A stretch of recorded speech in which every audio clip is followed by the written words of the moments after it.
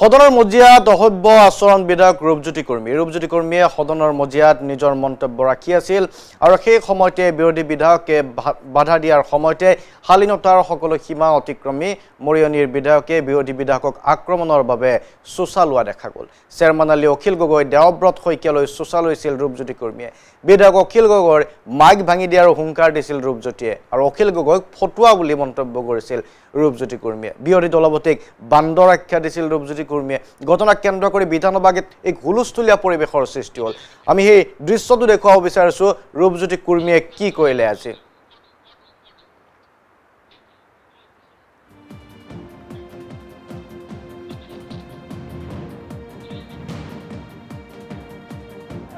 আপনাকে কোৱা মদন মই নকা নাই কোৱা আপুনি যদি আপোনাৰ ওচৰত মই থিয়াম আপোনাৰ কথা ক'বলৈ নিদিওঁ। মোৰ মাজত কথা নক'ব, মোৰ মাজত কথা নক'ব, মোৰ মাজত কথা নক'ব, মোৰ মাজত কথা নক'ব, মোৰ মাজত কথা নক'ব, মোৰ মাজত give me direction. Honorable chair will give direction. Don't give me direction. কেনেকুৱা কথা কৈছে স্যাৰ? মাইক ভাঙি দিম আমি তো কোনো নকওঁ স্যাৰ, কি মাইক ভাঙি দিম কয়? Don't give me direction. সম্পত্তি এনেকৈ নষ্ট কৰি Don't give me direction. Who are you? Who are you? কি কথা হৈছে? ৰূপজ্যোতি কৰ্মী, How dare you? ৰূপজ্যোতি কৰ্মী, How dare you? ৰূপজ্যোতি কৰ্মী, আৰে এখন স্যাৰ কি ৰূপজ্যোতি কৰ্মী, How dare you come to attack me? Rupjyoti কৰ্মী, How dare you? ৰূপজ্যোতি কৰ্মী, come to your seat.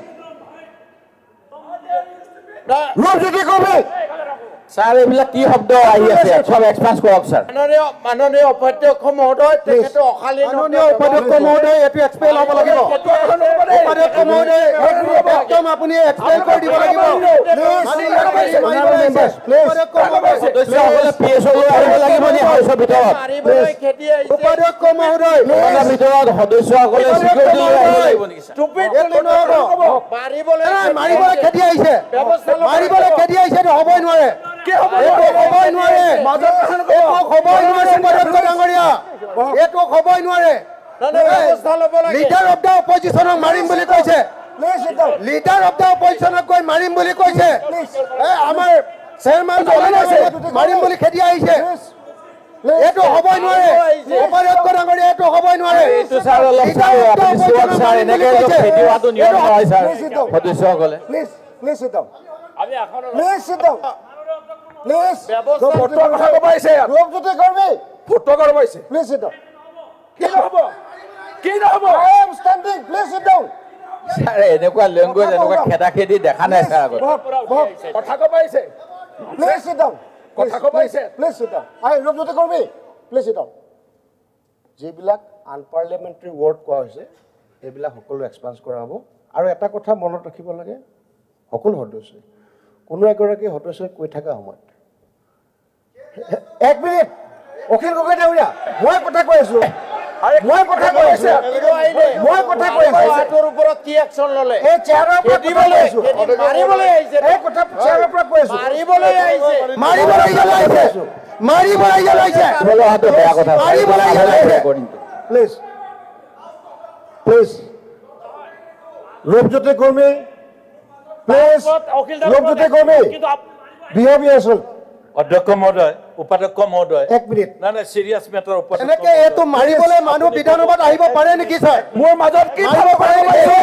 উপাধ্যক্ষ মহোদয়, মোৰ মাজত মোৰ কথা কোৱা মাজত কি ফটো লগাব আহিছে? আপুনি কি ফটো লগাব আহিছে? তহঁতি ফটোৱা নেকি ৰূপজ্যোতি কৰ্মী? গতিকে এই কথাটো স্পষ্টকৈ দেখিবলৈ পোৱা গৈছে কিধৰণে নিজৰ আসনৰ পৰা খেদি গৈছিল ৰূপজ্যোতি কৰ্মীয়ে আৰু বিৰোধী বিধায়কসকলক মাৰিম বুলি কৈছিল, ফটুৱা বুলি কৈছিল, বান্দৰ বুলি কৈছিল, বিভিন্ন ধৰণৰ অশোভনীয় শব্দ প্ৰয়োগ কৰিছিল আৰু খেদাখেদিৰ এই দৃশ্য পোহৰলৈ আহিছিল। প্ৰকৃততে ৰূপজ্যোতি কৰ্মীয়ে ধোদৰালি প্ৰসংগত সদনত মন্তব্য উত্থাপন কৰিছিল আৰু আৰম্ভ কৰিছিল খুব আধ্যাত্মিকতাৰে। তাৰ পাছত মাজত যেতিয়া বিৰোধী বিধায়কে মাত লগালে তাৰ পাছত ৰূপজ্যোতি কৰ্মীৰ ৰূপ সলনি হৈ গ'ল। আৰম্ভণি কি ধৰণে কৰিছিল ৰূপজ্যোতিয়ে? ना मेरी तार दो भगवान, दर्द की दवा तुम्हारे पास है, जिंदगी दया की है भीख मांगती। मैं भगवानक एटुৱে কৈছো যে এনডিএ চৰকাৰ যুগ যুগ ধৰি থাকক আৰু অসম ভাৰতবৰ্ষত থাকক আৰু ভাৰতবৰ্ষৰ অসমৰ ৰাইজক সেৱা কৰক। मन में बसा। আৰু এয়া আছিলে চাওক আধ্যাত্মিক বাক্যৰে ভাষণ আৰম্ভ কৰিছিল ৰূপজ্যোতি কুৰ্মী আৰু আধ্যাত্মিকতা মুহূৰ্তৰ ভিতৰতে সলনি হৈ এই ৰূপ লৈ ল'লে সেইভাৱে কোৱা হয় ৰূপজ্যোতিৰ ৰূপ অনেক আৰু তাৰ পাছত এই যিটো দৃশ্য আছিলে এই যিটো ৰূপ উগ্ৰ ৰূপ আপোনালোকে দেখিবলৈ পাইছে নিজৰ আসনৰ পৰা খেদি আহিছে তাৰ পাছত ৰূপজ্যোতি কুৰ্মী সদনৰ বাহিৰলৈকে আহিলে আৰু বাহিৰলৈ আহি এটা সংবাদ মাধ্যমৰ ওচৰত ক্ষমা খোজা আৰম্ভ কৰিলে কিন্তু তাৰ মাজতো আমিনুল ইছলামৰ তাত কিছু টিপ্পনী আৰু তেতিয়াই ৰূপজ্যোতিৰ পুনৰ খং উঠিল হয় স্যাৰ মই অমা প্লিজ কন্টিনিউ কৰক আপুনি লিখিতভাৱে আপুনি এব মাজত নহব দিলে মাজত নহব আপোনাক ধন্যবাদ দিছোঁ ক্ষমা খোজা কাৰণে এটোতো চূড়ান্ত অভদ্ৰ নহয় এইটো কি কৰিছে মই এজন বিধায়ক ইয়াত কৰি আছো এই ল'ৰা ধেমালি নকৰিব আপোনাক এইবোৰ ল'ৰা ধেমালি নকৰিব এইবোৰ ল'ৰা ধেমালি নকৰিব কথিত আপোনাৰ কোনোবাই উঠাই দিছে নে আপুনি আহিছে নহয় এইবোৰ ল'ৰা ধেমালি কেলে কৰি মোৰ পৰা এটা ৰিয়েকশ্যন এইবোৰ নহয় মই যোৱাৰ পিছত কৰিব আপুনি মাজত অহা নাছিলো অভদ্ৰামি নকৰিব আপুনি জেল যোৱা মানুহ আপুনি জেল যোৱা মানুহ আপুনি ইয়াত কেলে কৰি আছে আপুনি মইতো জেল যোৱা নাই আপুনি জেল যোৱা মানুহ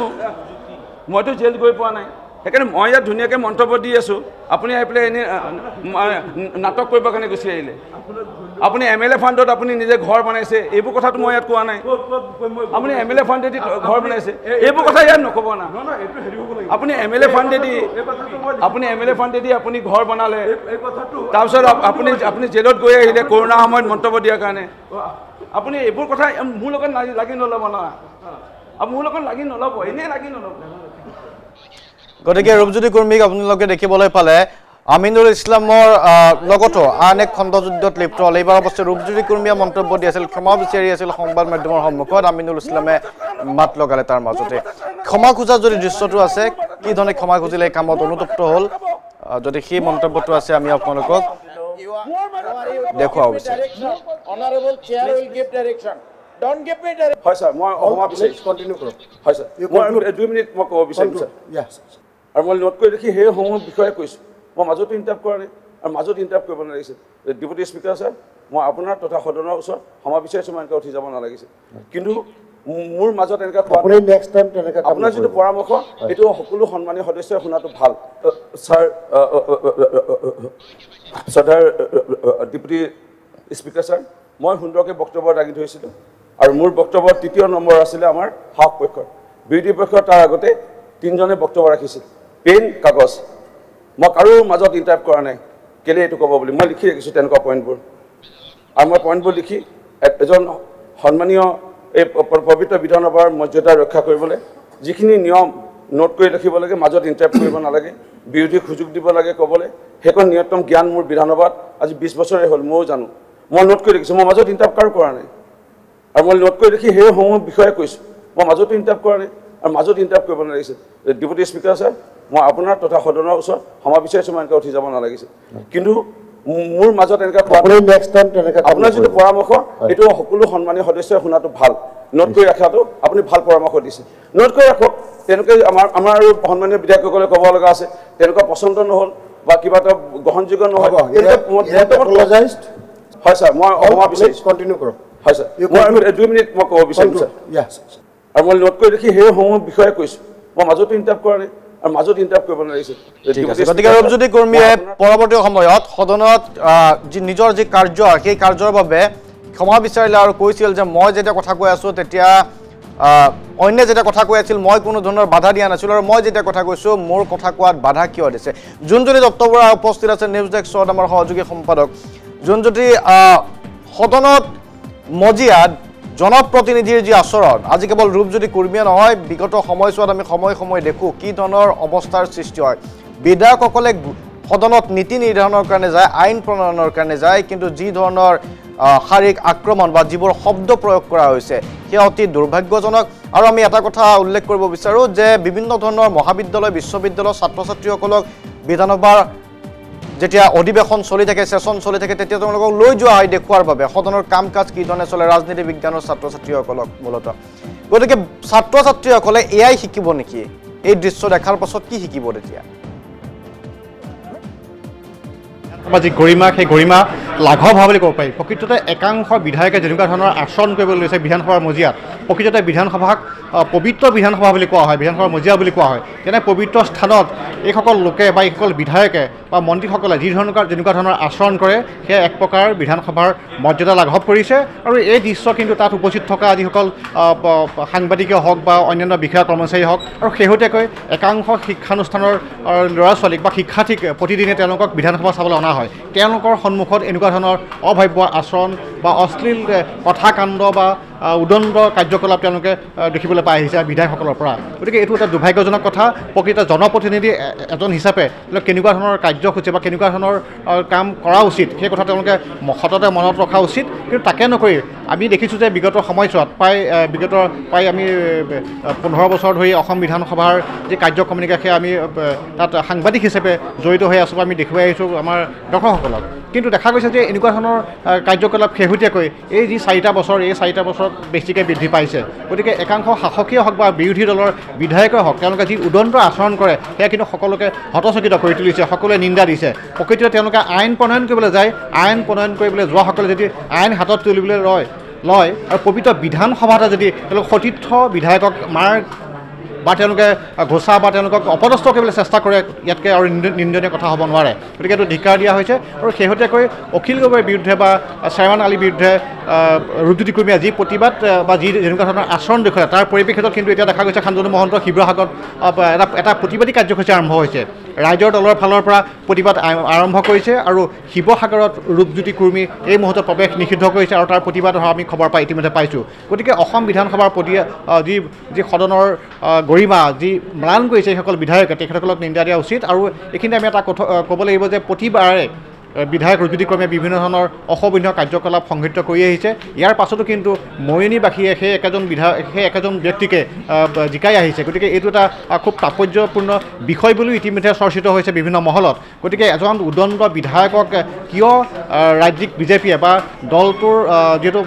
মুখ্যমন্ত্ৰীগৰাকী আছে আৰু বাকী দলটোৰ সভাপতি আছে বা তেওঁলোকে কিয় নিয়ন্ত্ৰণ কৰা নাই বা কিয় এনেকুৱা উচ্চ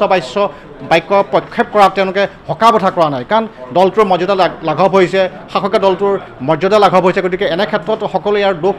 গাঁত পাতি ল'ব লাগিব প্ৰকৃততে অসম বিধানসভাৰ যি গৰিমা সেই গৰিমা যি ধৰণে তেওঁ লাঘৱ কৰিছে তাৰ বাবে তেওঁ শাস্তি পোৱা যোগ্য কিন্তু ইতিমধ্যে আমি দেখিছোঁ যে তেওঁ যি উপলব্ধি কৰিলে যে তেওঁ সঁচাকৈ এটা ভুল কাম কৰিলে যাৰ পৰিপ্ৰেক্ষিতত আজি বিধানসভাত তেখেতে ক্ষমা খুজিবলৈ বাধ্য হৈছে শান্তনু মহন্ত নিশ্চয় বিধানসভাত ক্ষমা খুজিবলৈ বাধ্য হৈছে আৰু যি এই আপুনি ইতিমধ্যে কৈছে আচৰণ ৰূপজ্যোতি কুৰ্মীৰ আচৰণ সেই আচৰণক লৈ প্ৰশ্ন উত্থাপিত হৈছে প্ৰতিবাদক সাব্যস্ত কৰা হৈছে কেতিয়াবা যদি অখিল গগৈৰ প্ৰসংগ আহে অখিল গগৈয়ে যি ধমক দিয়া পৰিলক্ষিত হৈছে কেতিয়াবা অখিল গগৈক মুখ্যমন্ত্ৰীগৰাকীয়েও কয় যে বিধানসভাৰ মজিয়াত কি ধৰণে কথা ক'ব লাগে বা কি ধৰণে আচৰণ কৰিব লাগে অখিল গগৈয়ে নাজানে বহুতে অখিল গগৈক সমালোচনা কৰে গতিকে সেয়া লাগিলে ৰূপজ্যোতি কুৰ্মী হওক বা অখিল গগৈ হওক বিধায়কসকলৰ বিধানসভাৰ মজিয়াত আচৰণৰ ক্ষেত্ৰত যি বিধি থাকে সেই বিধি সময় সাপেক্ষে পালন কৰা নহয় তাত অধ্যক্ষগৰাকীৰ ভূমিকা কি ধৰণে চাইছে আপুনি দেখা যায় যে যিহেতু অধ্যক্ষগৰাকী শাসকীয় পক্ষৰ পৰা হয় গতিকে শাসকীয় পক্ষৰ কিছুমান দোষ ত্ৰুটি তেওঁলোকে এৰাই চলে আৰু বিৰোধী পক্ষই যদি এইটো যদি ভুল কৰে তেতিয়া হয়তো তেওঁক আজি বাহিৰলৈ উলিয়াই দিলেহেঁতেন গতিকে উপাধ্যক্ষ আছিলে গতিকে উপাধ্যক্ষগৰাকীয়ে আজি ৰূপজ্যোতি কুৰ্মীক নিশ্চিতভাৱে সদনৰ পৰা বহিষ্কাৰ কৰিব পাৰিলেহেঁতেন কিন্তু তাকে কৰা দেখা নগ'ল কিন্তু এই কামটো যদি অন্য এজন বিৰোধী পক্ষৰ বিধায়কে কৰিলেহেঁতেন নিশ্চিতভাৱে তেখেতক আজি সদনৰ পৰা বহিষ্কাৰ কৰিলেহেঁতেন আৰু এই বিষয়টোতে লৈ শাসকীয় পক্ষই যথেষ্ট নিন্দা প্ৰকাশ কৰিলেহেঁতেন কিন্তু দেখা গৈছে যে যিহেতু বিৰোধী পক্ষৰ বিধায়কলে শাসকীয় পক্ষৰ বিধায়কে চোচা লৈছে গতিকে এনে ক্ষেত্ৰত শাসকীয় পক্ষ মৌন হৈ আছে আৰু বিৰোধীয়ে এই প্ৰসংগত যথেষ্ট সোচ্চাৰ হোৱা দেখা গৈছে প্ৰকৃততে বিধানসভাত নজিৰবিহীন ঘটনা সংঘটিত হৈছে এনেকুৱা কাণ্ড আগতে হোৱা নাছিলে কোনো বিধায়কে আনকি তৰ্কযুদ্ধ হৈছিলে তৰ্কযুদ্ধ হোৱাৰ পাছত বাহিৰত তেওঁলোকে সমিল মিলাই কথা বতৰা পাতিছিলে কিন্তু আজি দেখা গৈছে যে বিধানসভাৰ ভিতৰত তেওঁলোকে নিজৰ আসনৰ পৰা উঠি গৈ চোচালৈ তাত অপদস্থ কৰিবলৈ চেষ্টা চলোৱা হৈছে আনকি বাহিৰত যেতিয়া আমাৰ টিভি সন্মুখত তেওঁলোকে বাইট দি আছিলে সেই সময়তো কিন্তু বিধায়ক ৰূপজ্যোতি কুৰ্মীয়ে আমিনুল ইছলামৰ প্ৰতি তেওঁ সোচ্চাৰ হৈছিলে আৰু সেই সময়তে তেওঁ বাকযুদ্ধ লিপ্ত হৈছিলে গতিকে এনেকুৱা আচৰণ অতিকে দুৰ্ভাগ্যজনক এনেকুৱা নিন্দাজনক আমি ভাবোঁ যে এই ক্ষেত্ৰত মৰিয়নি সমষ্টিবাসীয়ে এতিয়া এই বিধায়কজনৰ সন্দৰ্ভত কি মন্তব্য দিব আমি তাৰ ওপৰত আমি লক্ষ্য ৰাখিম যিহেতু শাসকীয় দলৰ বিধায়ক শাসকীয় দলৰ ৰাজ্যিক সভাপতিগৰাকীয়ে কেনেকুৱা ধৰণৰ ব্যৱস্থা গ্ৰহণ কৰিব মুখ্যমন্ত্ৰীগৰাকীয়ে তেখেতৰ সন্দৰ্ভত এই যি অশোভনীয় কাণ্ড কৰিলে বা অশোভনীয় আচৰণ প্ৰদৰ্শন কৰিলে এই সন্দৰ্ভত মুখ্যমন্ত্ৰীগৰাকীয়ে এইজন বিধায়কক জবাবদিহি কৰিবলৈ নকৰে তাৰ বিষয়টো আমি সকলোৱে চকুৰ দিছে বা চকু ৰাখিব আৰু এই ক্ষেত্ৰত বিধানসভাৰ বিৰোধত দলপতি দেৱব্ৰত শইকীয়াই বিধায়ক ৰূপজ্যোতি কুৰ্মীৰ সমালোচনা কৰি কয় যে এনেকুৱা ধৰণৰ আচৰণ ভৱিষ্যতে কৰিব নালাগে আৰু এই ক্ষেত্ৰত বিধায়িনী দল হিচাপে বিধায়িনী দলৰ যিহেতু মুখ্যমন্ত্ৰীগৰাকী হ'ল বিধায়িনী দলৰ নেতা তেওঁলোকে কি ধৰণৰ ব্যৱস্থা গ্ৰহণ কৰে ধন্যবাদ জ্ঞাপন কৰিছোঁ জোনজ্যোতি দত্ত বৰা আপোনাক আৰু সদনৰ বাহিৰলৈকে আহি ৰূপজ্যোতি কুৰ্মীয়ে মন্তব্য কৰিছিল নিজৰ এই কাম সম্পৰ্কে কি কৈছিল ৰূপজ্যোতিয়ে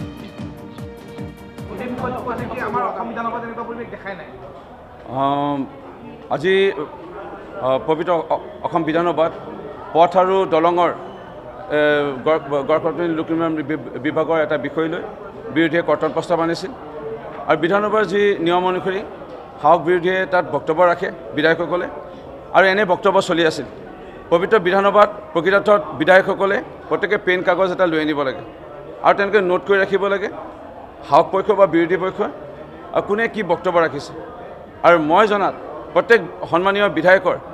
তেনেকুৱা কোৱাৰ বিধানসভাত অধিকাৰ আছে আৰু চাওঁতে চাওঁতে ময়ো অসম পবিত্ৰ বিধানসভাত প্ৰায় 20 বছৰে হ'ল মোৰ অভিজ্ঞতা আছে মই সাহসতো আছিলোঁ বিৰোধীটো আছিলোঁ আকৌ পুনৰ এতিয়া সাহসীয় দলত আছোঁ মই জনা ইজনে ইজনক সন্মান কৰিব লাগে আৰু পবিত্ৰ বিধানসভাৰ বিৰোধীত থাকোঁতে মই বিৰোধী ভূমিকা লৈছিলোঁ আৰু এতিয়া সাহস পক্ষত যেতিয়া আছোঁ মই আপোনালোকৰ কেমেৰাত থাকে কোনো দৃশ্য আবদ্ধ এতিয়ালৈকে হোৱা নাই মই কোনোবা সন্মানীয় বিৰোধী দলৰ বিধায়কে যদি বক্তব্য ৰখা অৱস্থাত বোলে কিবা এটা মই মাজত উঠি তেওঁক বাধা দিছোঁ বা কিবা এটা বিষয় চৰকাৰৰ কিবা যদি ক'ৰবাত যদি কিবা এটা ভুল দেখিছিলে তেওঁলোক বা তেওঁলোকৰ মতে ভুল বা কি তেওঁলোকৰ যদি কিবা অন্যায় হোৱা দেখা পাইছে তেওঁলোকে মন্তব্য যদি কৰে ধৈৰ্য সহকাৰে শুনি ৰাখোঁ লিখি ৰাখোঁ মোৰ যেতিয়া সময় হ'ব মই সেই সময়ত মই তাৰ প্ৰত্যুত্তৰ দিম মোৰ যদি এইটো বিবেচনা হয় বা মোৰ যদি মই সুযোগ পাওঁ এনেসমূহ বিষয় মই বিধানসভাত পাই আহিছোঁ আৰু মোৰ মাও আছিলে বিধায়িকা 3বাৰ ইজনে এজনক সন্মান কৰিব লাগে বুলি জানো আৰু বিধানসভাত নজিৰ নাই মই কোনোবা বিধায়কক অপমান কৰা কিন্তু আজি যোনটো সমগ্ৰ ঘটনাটো ঘটিল ৰূপজ্যোতি কুৰ্মীৰ স্পষ্টীকৰণ আছিল ৰূপজ্যোতি কুৰ্মীয়ে ক'ব বিচাৰিছে যে মোৰ দীঘলীয়া অভিজ্ঞতা আছে বিধানসভাৰ মজিয়াত মই বিৰোধীৰ প্ৰতি সন্মান ৰাখোঁ তাৰ বিপৰীতে ৰূপজ্যোতি কুৰ্মীৰ এই কাৰ্যৰ পাছত সৰব হৈ পৰিছে বিৰোধীয়ে কি ক'ব বিচাৰিছে অখিল গগৈ ডাঙৰীয়াই কিবা এটা দুধৰালি ৰাস্তা লৈ পেলাই যেতিয়া তেওঁলোকে প্ৰতিবাদ কৰিছিলে তেতিয়া তেখেতে ক'লে বান্দৰটোৰ মাইক ভাঙি দিম অখিল গগৈ বিৰোধী দলৰ দলপতি ডাঙৰীয়াক ক'লে বান্দৰটোৰ মাইক ভাঙি দিম অখিল গগৈ ডাঙৰীয়াক ক'লে তোৰ মাইক ভাঙি দিম এই কথাটো মই প্ৰতিবাদ কৰিলোঁ যে এজন সদস্যই আন এজন সদস্যৰ মাইক ভাঙি দিয়া এইটো কেনেকুৱা ধৰণৰ কথা তেতিয়া তেওঁ খেদি আহিলে চোচা ল'লে মোক মাৰিবলৈ আৰু ষ্টুপিড পৰ্যন্ত শব্দ কৈছে গতিকে আমি আশা কৰিছোঁ অধ্যক্ষ মহোদয়ে তেওঁক গোটেই বছৰটোৰ কাৰণে যিমানকেইটা ছেশ্যন আছে তেওঁক নিলম্বন কৰি এটা বাৰ্তা দিয়ক অসম বিধানসভাত নজিৰবিহীন ঘটনা ঘটি আছে আৰু আজি তাৰ আপোনালোকে এটা প্ৰদৰ্শন দেখা পালে আমাৰ আটাইকেইজনতকৈ জ্যেষ্ঠ বিধায়ক মোতকৈও জ্যেষ্ঠ বিধায়ক ৰূপজ্যোতি কুৰ্মী ডাঙৰীয়াই সদনৰ ভিতৰত সকলো সমান বুলি মই আগবেলা কৈছিলোঁ তাৰ পিছতো আমাৰ কিছুমান বিধায়কৰ প্ৰতি যেনেকুৱা অশালীন মন্তব্য অকল মন্তব্যই নহয় তেওঁ যেনেধৰণেৰে আমাৰ একমাত্ৰ নিৰ্দলীয় বিধায়কজনৰ টেবুলৰ চকীৰ ফালে চোচা লৈ আহিলে এই ঘটনা আমাৰ দেখা মনত নপৰে মই আৰু এই অন্তিম বাজেটৰ সময়ত আমি নিশ্চিতভাৱে চৰকাৰক সমালোচনা কৰিম যিখিনি কাম কাজ হোৱা নাই তাৰ বিষয়ে ক'ম যিটো কথা লৈ আজি এনেকুৱা কথা হ'ল এই ধুদৰ আলিটো এটা ৰাজনীতি হৈ আছে ধুদৰ আলিৰ বিষয়ে দুদিনমান পূৰ্বে কেন্দ্ৰীয় বৈদেশিক পৰিক্ৰমা মন্ত্ৰী পবিত্ৰ মাৰ্ঘেৰিটাই গৈ অশালীন মন্তব্য কৈছিল যে বিৰোধী বিধায়কসকল হৈ আছে এনেকুৱা কথা তেখেতে কৈছিল যে মুখ্যমন্ত্ৰী মহোদয়ে চকু কাণ দিব লগা হৈছে মুখ্যমন্ত্ৰী মহোদয়ে অসমৰ সকলো বিধায়কৰ শাসক বিৰোধী সকলোৰে উন্নয়নৰ কাৰণে চকু কাণ দিব লাগে তেখেতৰ দায়িত্ব কিন্তু দুৰ্ভাগ্যক্ৰমে যি ডোখৰত ধুদৰালিটো বেয়া হৈ আছে সেই ডোখৰৰ এটা অংশ হ'ল বৰ্তমানৰ আমগুৰি সমষ্টি পূৰ্বৰ প্ৰদীপ হাজৰিকা ডাঙৰীয়াৰ অংশ এটা অংশ হ'ল আমাৰ